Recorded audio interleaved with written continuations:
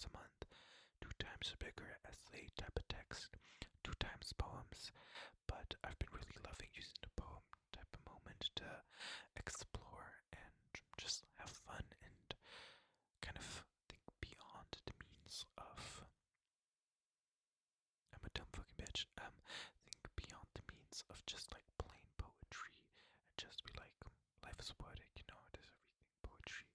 So, actually, what I was planning on doing was a little ASMR reading of some poems, but then I was like, I truly don't give a fuck. So, what I'm instead going to be doing is slam storytelling. So, I'm just gonna start a story, and then the story will just kind of make itself. And yeah, and I do an ASMR because it's late, and I wanted to do an ASMR because ASMR is so personal, because it feels like I am in your brain. Actually, I just made that up. I just wanted to do an ASMR because I wanted to. There's nothing honestly to it. Oh my god, my eyeball hole is itchy. Let's start the story. One day. Oh wait, should the story be first person, or I'm like the narrator? Okay, so it will be in first person. This story is not going to be in first person actually, because I don't want it to be cut out of context, and then people are going to be like, oh, you said that. No, I did not. I did never say that. I never did or did not say that. I didn't. Okay, so I'm going to be a narrator of the third person, and let's start now. I'm going to be narrator looking at me. It was a fine dine type of evening, and Sirah was sitting on a really crusty chair. The chair had 4 little armholes where you could put one arm in, but Sirah only has 2 arms. Unsatisfied and unloved, I put my 2 arms into the place. Well, you got me there. I am the narrator and the character. Well, let's get back into the script, shouldn't we? I, aka Sirah, put the 2 hands into 2 of the holes on the chair. The other 2 were empty. Closing Sirah's eyes, they started imagining that they were somewhere else. They were really far away, somewhere kind of above the clouds, and in the clouds there was a huge,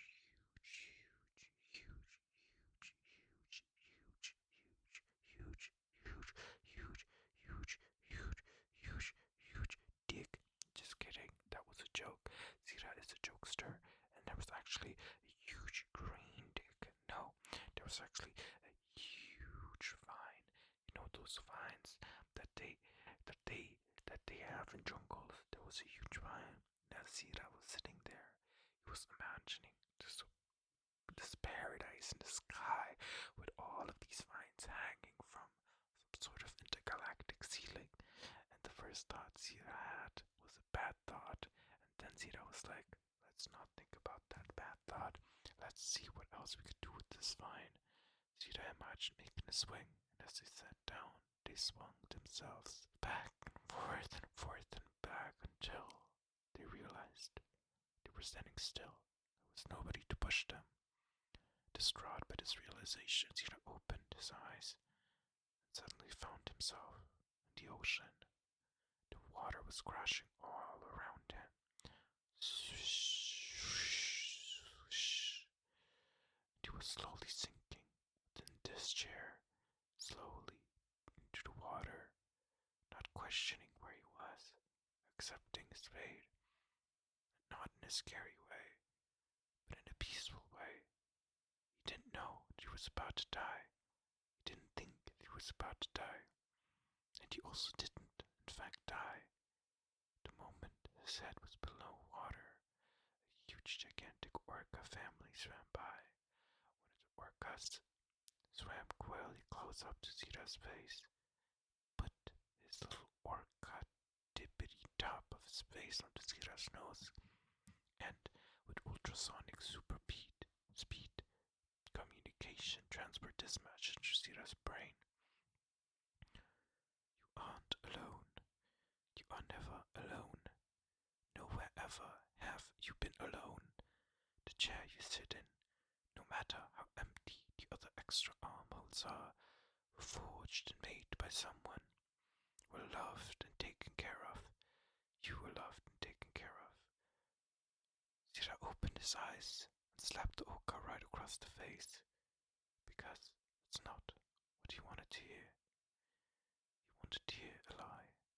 He wanted to hear the truth, but he wanted not to hear that.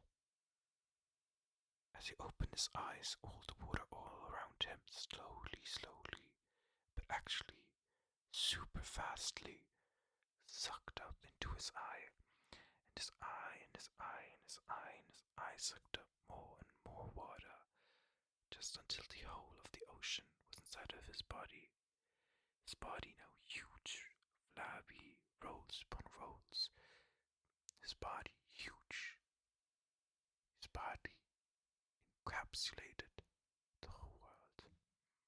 But the orca was still swimming above with his family, and menacingly they started swimming around him. That's when he realized something. The chair, even though so tiny and small, really, honestly, miserably small, was still under him. He opened his mouth and spewed out the ocean right back to where it belonged, and he became a small little human again. He put his hands into the armholes. Now at the bottom of the ocean, his breath slowly getting shallower and shallower. He knew his time was close. He closed his eyes, put the arms into armholes, the two other armholes still empty, and said these three words: I want you. And before he knew it, the truth, the lie, the mistakes, the happiness, the hope, the despair, a whole new type of ocean surrounded him. He took a deep breath of whatever type of material made up this space. And as he did, his lungs shriveled up, exploded into confetti, and he opened his eyes. Snap. Seconds turned into minutes. Selection.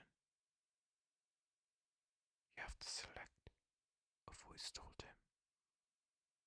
Click, click, click, click, click, click, click.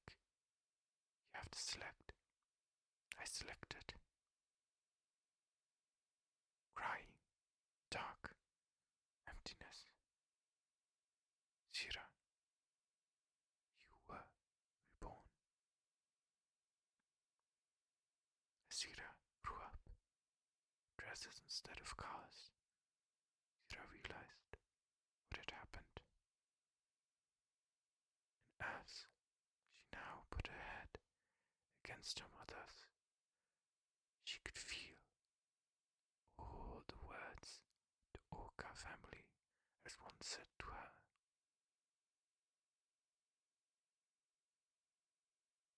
That was the story.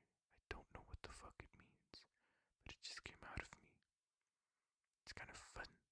I might illustrate it one time. It would be a cool comic, but it was fun to just make up a story on the go and not really overthink it.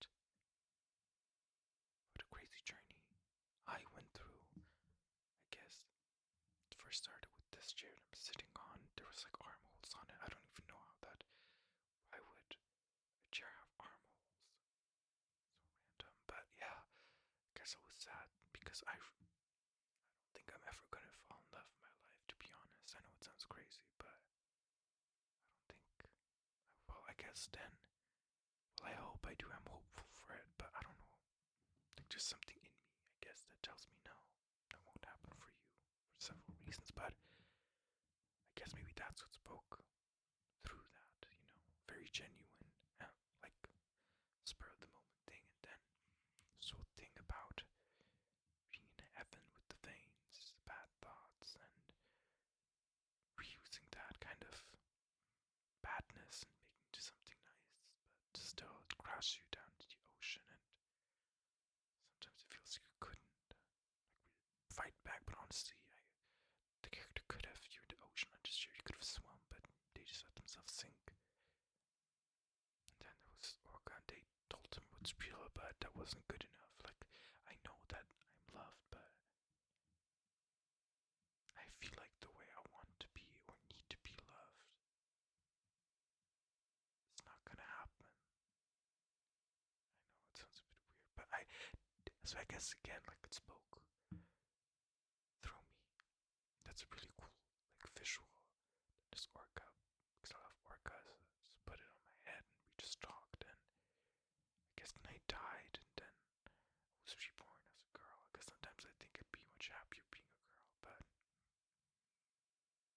yeah, what an interesting like stream of consciousness, visualization of abstract feelings. And that's why I love stream of consciousness for myself, because it just somehow always reflects a frame of mind that you're in. Not always, but I love when it does. It's really fascinating. So I hope you enjoyed this week's poetry thingy. And if not, I really don't care. You loser, and you smell like Birkenstocks. And I feel so clean. I shaved my head today. Anyways, I don't know. Part of me doesn't even want to upload this, but part of me does. There's one part that's like, don't, this is personal, but then there's part of me, this is human. Like, it's not, it is personal, but in a way that I think people can relate, and I'm not afraid to tell you, hey, I feel this too, and hey, I have negative sides to me. Hey, I'm not always positive, but I'm always, even when I'm negative, always hopeful. Sometimes you can't just be like super positive all the time, but I am a really, really positive person, like 80% of the time, but I guess more hopeful person. Negative feelings, thoughts persist, but difference about a positive person, you're not always happy. That doesn't mean that, but I guess life taught